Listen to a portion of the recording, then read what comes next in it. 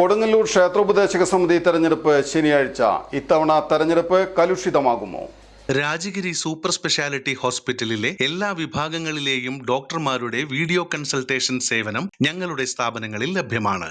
Labs MHL. Kodungallur ക്ഷേത്രോപദേശക സമിതി തെരഞ്ഞെടുപ്പ് 30-ാം തീയതി നടക്കും. തിരുവഞ്ചിക്കുളം ശിവപാർവതി മണ്ഡപത്തിലാണ് തെരഞ്ഞെടുപ്പ് നടക്കുക. രാവിലെ 8 മുതൽ 11 മണി വരെ അംഗങ്ങൾക്ക് പൊതുയോഗത്തിൽ പങ്കെടുക്കാൻ കഴിയും. 21-അംഗ കമ്മിറ്റിയാണ് തെരഞ്ഞെടുക്കേണ്ടത്. ഇതിൽ ദേവസ്വം അസിസ്റ്റന്റ് കമ്മീഷണറും ദേവസ്വം മാനേജരും പെടും. ബാക്കി വരുന്ന 19 സ്ഥാനത്തേക്കാണ് മത്സരം. പട്ടികജാതി സംവരണം, സ്ത്രീ സംവരണവും ഓരോന്ന് വീതം കഴിഞ്ഞാൽ ബാക്കി 17 സീറ്റുകൾ ജനറൽ വിഭാഗത്തിനുള്ളതാണ്. 504 പേർക്കാണ് വോട്ടവകാശമുള്ളത്. ഒരാൾ പേര് നിർദ്ദേശിക്കുകയും ഒരാൾ പിന്തുണയ്ക്കുകയും ചെയ്താൽ അംഗങ്ങൾക്ക് ആർക്ക് വേണമെങ്കിലും മത്സരിക്കാം. നറുക്കെടുപ്പിലൂടെയാണ് കമ്മിറ്റി അംഗങ്ങളെ തെരഞ്ഞെടുക്കുക. നിർദ്ദേശിക്കപ്പെടുന്ന അംഗങ്ങൾ നിർദ്ദിഷ്ട എണ്ണത്തിൽ കൂടുതൽ വന്നാൽ നറുക്കെടുപ്പിലൂടെ ഭരണസമിതിയെ കണ്ടെത്തും. കഴിഞ്ഞ തവണ ശിവപാർവതി മണ്ഡപത്തിൽ നടന്ന പൊതുയോഗം മിനിറ്റുകൾക്കുള്ളിൽ അവസാനിച്ചു. പിന്നീട് ദേവസ്വം ബോർഡ് കമ്മിറ്റി അംഗങ്ങളെ കെട്ടിറക്കുകയായിരുന്നു.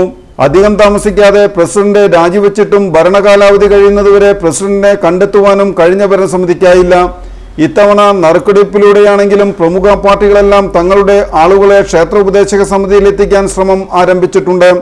കനത്ത പോലീസ് കാവലിലാകും തെരഞ്ഞെടുപ്പ് നടക്കുകയെന്നാണ് സൂചന.